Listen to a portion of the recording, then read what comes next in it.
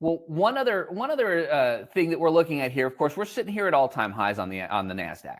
That's right. So what that means is, at least for the way that you've taught me, there's not a lot of information above where we are. So we don't have any supply zones up there. We don't have any sort of pivot points beyond that, of course, all-time high, which we just hit again this morning, if I'm not mistaken. I haven't looked at the chart in a week, so if I'm off, I'm off. But Nope, you're right. but the point, in fact, I remember looking at that on my analysis. So when we start looking at situations like this, yes, we know that we're going to have some resistance. We know we're going to have some pushback on making those new higher highs because they're all-time highs.